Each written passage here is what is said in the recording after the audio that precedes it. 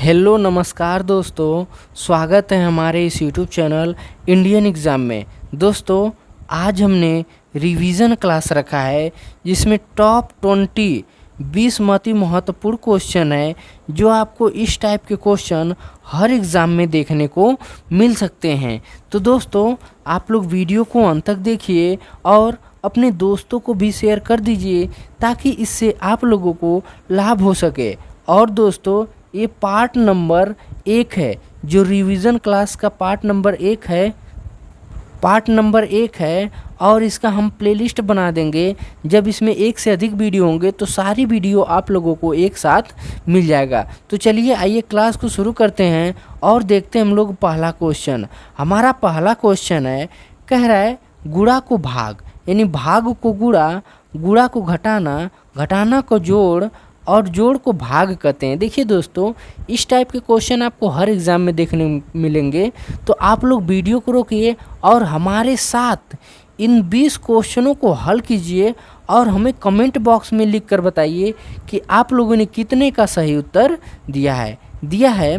भाग बराबर गुणा और गुणा बराबर घटाना और घटाना बराबर जोड़ और जोड़ बराबर कितना होता है, भाग है। तो देखिए हमारा एक क्वेश्चन दिया है, देखिए 48 + 6 - 12 भागे 2 + 10। देखिए जहाँ पे प्लस दिया है वहाँ पे भाग कर लीजिए और जहाँ पे माइनस है वहाँ पे गुणा कर लीजिए और जहाँ पे भाग है वहाँ पे भी गुणा कर लीजिए।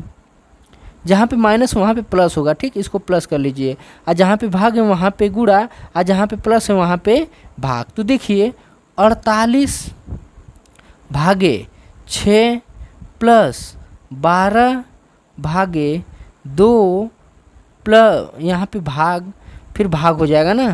तो देखिए भागे 10। अब इसको हम काटेंगे तो 8 × 6 = 48 मिल गया, यानी 6 × 8 = 48, यानी 8 प्लस, देखिए यहाँ पे कितना मिला, 8 + 12 हो गया, अब बटे 2 यानी गुणे में 2/10 काटेंगे, 2 × 2 और 2 × 5 = 10। तो कितना मिल जाएगा, जब एलसीएम लेकर हम इसको पूरा हल करेंगे तो हमें मिलेगा 8 + 12/5। जब इसको हम हल करेंगे तो हमें टोटल मिल जाएगा 40 + 12 और 12/5। तो टोटल कितना हो जाएगा, 53, यानी 52/5 का ये 52/5 कटेगा, नहीं कटेगा। क्या किसी ऑप्शन में दिख रहा है, नहीं है, तो इसलिए इसका सही उत्तर option number D is the correct answer हो जाएगा।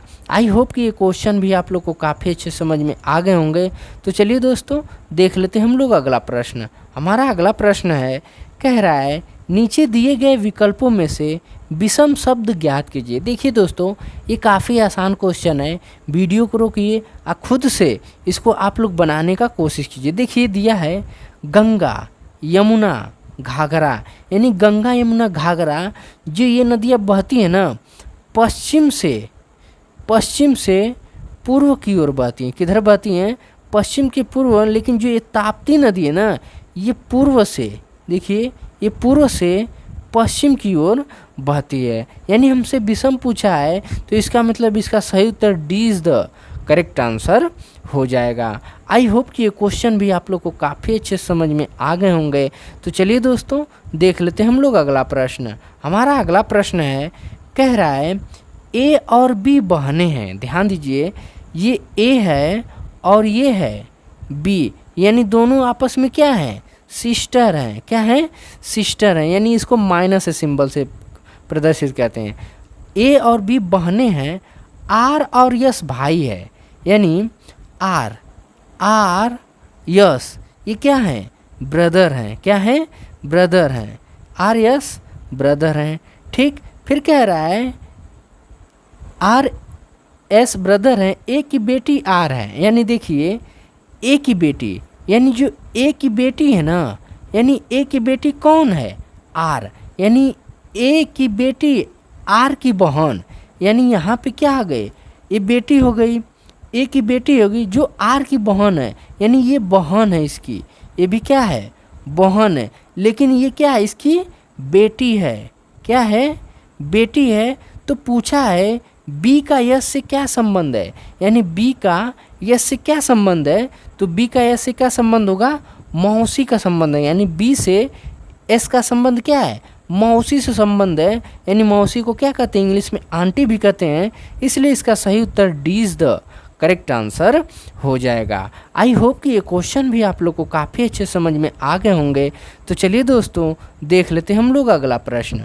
हमारा अगला प्रश्न है, कह रहा है निम्न श्रेणी में लुप्त संख्या ज्ञात कीजिए। देखिए दोस्तों, आप लोग वीडियो को रोकिए और खुद से इसको बनाने का कोशिश कीजिए। देखिए काफ़ी आसान क्वेश्चन है, दिया है, ध्यान दीजिए थोड़ा, इसमें दिया है BORE। तो एक काम करिए, सबका प्लेस वैल्यू लिख लीजिए, यानी बी का प्लेस वैल्यू 2 और ओ का प्लेस वैल्यू 15 और आर का प्लेस वैल्यू 18 और प्लस ई का प्लेस वैल्यू 5। जब हम सबको जोड़ेंगे तो हमें कितना मिलेगा, 40 मिलेगा। इस 40 को 4 से जब भाग देंगे तो 4 दहाँ पे 40, देखिए 4 दहाँ पे 40 हो गया, यानी यहाँ पे देखिए 10 आ जाएगा। उसी तरह एच का, अब देखिए एच का प्लेस वैल्यू कितना होता है, एच का प्लेस वैल्यू होता है 8, एच का प्लेस वैल्यू कितना होता है 8 होता है, और ओ का प्लेस वैल्यू कितना होता है 15 होता है, प्लस ध्यान दीजिए टी का प्लेस वैल्यू कितना होता है 20 होता है, ई का प्लेस वैल्यू कितना होता है 5 और एल का प्लेस वैल्यू कितना होता है 12 होता है।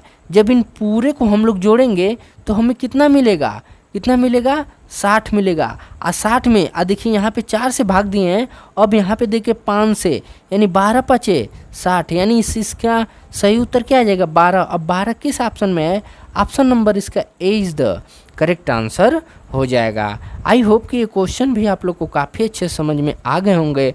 तो चलिए दोस्तों देख लेते हैं हम लोग अगला प्रश्न।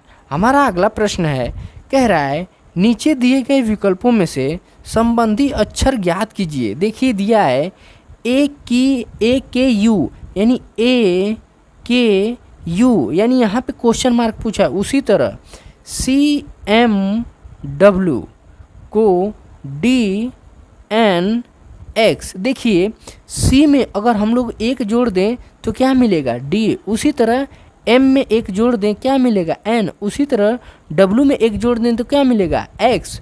तो देखिए यहाँ पे एक A में हम लोग एक जोड़ेंगे तो B और K में हम लोग एक जोड़ेंगे तो क्या मिलेगा, हमको क्या मिलेगा L, और U में हम लोग एक जोड़ेंगे तो V, यानी BLV, यानी VLV किस ऑप्शन में है, ऑप्शन नंबर इसका D is the correct answer हो जाएगा। आई होप कि ये क्वेश्चन भी आप लोग को काफ़ी अच्छे समझ में आ गए होंगे।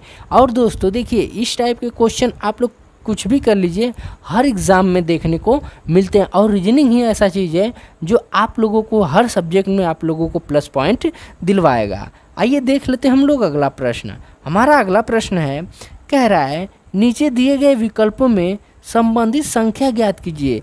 देखिए दिया है 18 को क्या किया गया है कि 30 आ जाए। देखिए 18 गुणे क्या किया जाए 2, 18 दूना के 36, और 36 में से जब 6 घटाएंगे तो हमें कितना मिलेगा 30 मिलेगा। कितना मिला 30, तो देखिए यहाँ पे वही है। उसी तरह इस 36 में जब 2 का गुणा करेंगे तो 36 दूना के 72, इसमें से क्या घटाएंगे 6, जब घटाएंगे तो कितना मिलेगा 66 मिलेगा।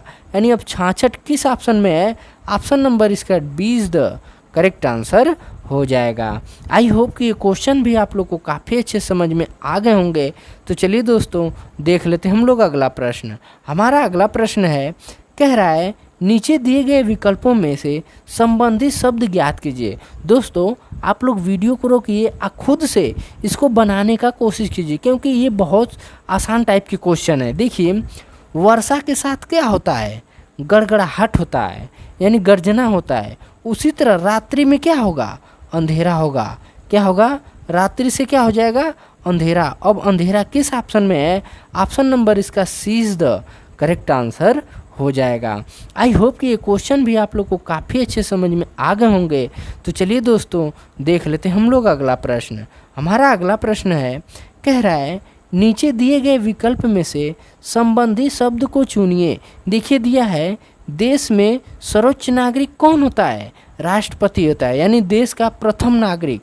यानी प्रथम नागरिक क्या होता है, राष्ट्रपति हुआ है, उसी तरह राज्य में आप लोगों को राज्य में की अगर गिनती करें तो कौन हो जाएगा? राज्यपाल होगा। कौन होगा? राज्यपाल होगा। यानी इसलिए इसका सही उत्तर 20 द करेक्ट आंसर हो जाएगा। आई होप कि ये क्वेश्चन भी आप लोग को काफ़ी अच्छे समझ में आ गए होंगे।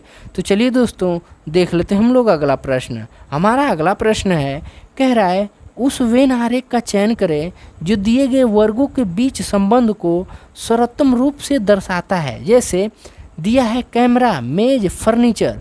तो दोस्तों देखिए फर्नीचर एक कॉमन चीज़ लग रहा है, यानी फर्नीचर हो गया। ये क्या हो गया? फर्नीचर से हम मेज बना सकते हैं, फर्नीचर से हम मेज बनाते हैं, लेकिन कैमरा नहीं बनाते हैं। यानी दो गोला एक में एक अलग रहेगा। यानी इसका सही उत्तर क्या हो जाएगा? ऑप्शन नंबर इसका सी इज द करेक्ट आंसर हो जाएगा। आई होप कि ये क्वेश्चन भी आप लोग को काफ़ी अच्छे से समझ में आ गए होंगे। तो चलिए दोस्तों देख लेते हैं हम लोग अगला क्वेश्चन। हमारा अगला क्वेश्चन है, कह रहा है नीचे दिए गए विकल्पों में से संबंधित शब्द को चुनिए। देखिए दोस्तों ये काफ़ी आसान क्वेश्चन है। आप लोग वीडियो को रोकिए, आप खुद से इसको बनाने का कोशिश कीजिए। इस क्वेश्चन को हम आप लोगों को करा चुके हैं, तो आप लोगों को हम ये होमवर्क देते हैं जो आप लोग इसको हमें करके कमेंट बॉक्स में लिखकर ज़रूर बताएंगे। चलिए देख लेते हैं हम लोग अगला प्रश्न। हमारा अगला प्रश्न है, कह रहा है यदि सुपर को 79 लिखते हैं तो सुपरमी को 97, तो लेबर को क्या लिखेंगे? देखिए दोस्तों ये काफ़ी आसान क्वेश्चन है। वीडियो को रोकिए, आप खुद से इसको बनाने का कोशिश कीजिए। इस क्वेश्चन को भी हम आप लोगों को होमवर्क देते हैं, जो एक क्वेश्चन को कर सकते हैं तो हमें कमेंट बॉक्स में लिखकर ज़रूर बताएं। चलिए देख लेते हैं हम लोग अगला प्रश्न। हमारा अगला प्रश्न है, कह रहा है देखिए दिशा परीक्षण से है, तो काम करिए पहले हम लोग दिशा के बारे में जान लेते हैं। यानी ऊपर की तरफ उत्तर मिलेगा, इधर हमें पूर्व मिलेगा, इधर पश्चिम, इधर दक्षिण। तो देखिए दिया है एक किसी स्थान से, यानी ए यहाँ पे है, ठीक। एक किसी स्थान से 5 किलोमीटर उत्तर चलता है, यानी 5 किलोमीटर उत्तर चला, 5 किलोमीटर उत्तर चला, फिर वो बाएं मुड़ा, यानी बाएं मुड़ा तो 3 किलोमीटर चला, फिर वो बाएं मुड़ा, यानी फिर वो किधर आ गया? नीचे आ गया। और कितना चला? 5 किलोमीटर चला। कितना चला? 5 किलोमीटर चला। अब वो किस दिशा में जा रहा है? देखिए पूछा है किस दिशा में जा रहा है, यानी ये नीचे की तरफ आ रहा है। नीचे हमारा कौन सा है? दक्षिण है। यानी इसका सही उत्तर क्या हो जाएगा? दक्षिण विल बी करेक्ट आंसर हो जाएगा। आई होप कि ये क्वेश्चन भी आप लोग को काफ़ी अच्छे समझ में आ गए होंगे। तो चलिए दोस्तों देख लेते हैं हम लोग अगला प्रश्न। हमारा अगला प्रश्न है, कह रहा है नीचे दिए गए विकल्पों में से विषम शब्द ज्ञात कीजिए। देखिए दिया है यकृत, फेफड़ा, गुर्दा, ये तीनों एक हैं। कैसे? क्योंकि ये शरीर के अंदर के भाग हैं। किधर के भाग हैं? अंदर के। लेकिन जो ये कान है ना, ये क्या है? बाहरी भाग है। क्या है? बाहरी भाग है। यानी क्या है? बाहरी भाग। इसलिए इसका सही उत्तर D is the correct answer हो जाएगा। आई होप कि ये क्वेश्चन भी आप लोग को काफ़ी अच्छे समझ में आ गए होंगे। तो चलिए दोस्तों देख लेते हैं हम लोग अगला प्रश्न। हमारा अगला प्रश्न है, कह रहा है नीचे दिए गए विकल्पों में से संबंधी अक्षर ज्ञात कीजिए। देखिए दोस्तों वीडियो को रोकिए, खुद से आप लोग इसको बनाइए। देखिए दिया है डी और ई दिया है ना। देखिए डी का प्लेस वैल्यू कितना होता है? 4, और ई का प्लेस वैल्यू कितना होता है? 5। देखिए यहाँ पे 5 दिया है। उसी तरह बी का प्लेस वैल्यू होता है 2 और सी का प्लेस वैल्यू होता है 3। यानी सी किस ऑप्शन में है? ऑप्शन नंबर इसका 20 द करेक्ट आंसर हो जाएगा। आई होप कि ये क्वेश्चन भी आप लोग को काफ़ी अच्छे समझ में आ गए होंगे। तो चलिए दोस्तों देख लेते हैं हम लोग अगला प्रश्न। हमारा अगला प्रश्न है, कह रहा है नीचे दिए गए विकल्पों में से संबंधित अक्षर ज्ञात कीजिए। देखिए दोस्तों ये काफ़ी आसान क्वेश्चन है। आप लोग वीडियो को रोकिए, खुद से इसको बनाने का कोशिश कीजिए, और इसको हम आप लोगों को HW दे रहे हैं, जो हम आप लोगों को पिछली वीडियो में करा चुके हैं। चलिए देख लेते हैं हम लोग अगला प्रश्न। हमारा अगला प्रश्न है, कह रहा है नीचे दिए गए विकल्पों में से संबंधित संख्या ज्ञात कीजिए। देखिए दिया है 15, यानी अगर 15 का हम लोग स्क्वायर करके 5 घटा दें, 15 का स्क्वायर होता है 225, और 5 जब घटाएंगे तो कितना मिलेगा? 220। यानी 220 यहाँ पे आया है। उसी तरह 25 का स्क्वायर करके 5 घटाएंगे तो 25 का स्क्वायर 625 माइनस 5 बराबर जब घटाएंगे तो कितना मिलेगा 620 मिला, यानी 620 किस ऑप्शन में है, ऑप्शन नंबर इसका 20 द करेक्ट आंसर हो जाएगा। आई होप कि ये क्वेश्चन भी आप लोग को काफ़ी अच्छे समझ में आ गए होंगे। तो चलिए दोस्तों देख लेते हैं हम लोग अगला प्रश्न। हमारा अगला प्रश्न है, कह रहा है नीचे दिए गए विकल्पों में से संबंधी शब्द ज्ञात कीजिए। देखिए दिया है नदी का संबंध होता है बहना, यानी नदी क्या होती है, बहती है। तो कौन सा चीज़ होता है जिसका पानी नहीं बहता है, बंधा होता है? कौन? वर्षा का जल बंधा होता है? नहीं। नदी का जल भरा होता है? नहीं। नहर का जल बंधा होता है? नहीं। लेकिन जो तालाब है ना, तालाब का जल एक जगह होता है, यानी ये बंधा होता है। तो क्या हो जाएगा यहाँ पे, तालाब हो जाएगा। यानी तालाब किस जगह पे है, ऑप्शन नंबर इसका ए इज द करेक्ट आंसर हो जाएगा। आई होप कि ये क्वेश्चन भी आप लोग को काफ़ी अच्छे समझ में आ गए होंगे। तो चलिए दोस्तों देख लेते हैं हम लोग अगला प्रश्न। हमारा अगला प्रश्न है, कह रहा है नीचे दिए गए विकल्पों में से संबंधी शब्द को चुनिए। देखिए दिल्ली का संबंध पालम से है, यानी जो दिल्ली का संबंध है ना पालम से इसलिए है क्योंकि दिल्ली का संबंध में क्या है, ये पालम एक हवाई अड्डा है जो कहाँ पड़ता है, दिल्ली में पड़ता है। उसी तरह दमदम भी एक हवाई अड्डा है जो कहाँ पड़ता है, कोलकाता में पड़ता है। कहाँ पे पड़ता है, कोलकाता में पड़ता है। यानी इसका सही उत्तर option number C is the correct answer हो जाएगा। आई होप कि ये क्वेश्चन भी आप लोग को काफ़ी अच्छे समझ में आ गए होंगे। तो चलिए दोस्तों देख लेते हैं हम लोग अगला प्रश्न। हमारा अगला प्रश्न है, कह रहा है उस वेन आरेख का चयन करें जो दिए गए वर्गों के बीच संबंध को सर्वोत्तम रूप से दर्शाता है। देखिए दिया है हुकुम, पान, ताश की गड्डी। देखिए इसमें कॉमन क्या चीज़ है, जो कॉमन चीज़ है ना वो ताश की गड्डी क्या है, कॉमन है। यानी ये हो गई ताश की गड्डी, इसमें क्या है, पान भी है और हुकुम भी है। यानी ये क्या होगा, ऐसा वेन आरेख किस ऑप्शन में है, ऑप्शन नंबर इसका D is the correct answer हो जाएगा। आई होप कि ये टॉप 20 महत्वपूर्ण क्वेश्चन आप लोग को काफ़ी अच्छे समझ में आ गए होंगे। तो दोस्तों मिलेंगे हम लोग अगली वीडियो में अगले संडे को। तब तक के लिए जय हिंद, वंदे मातरम।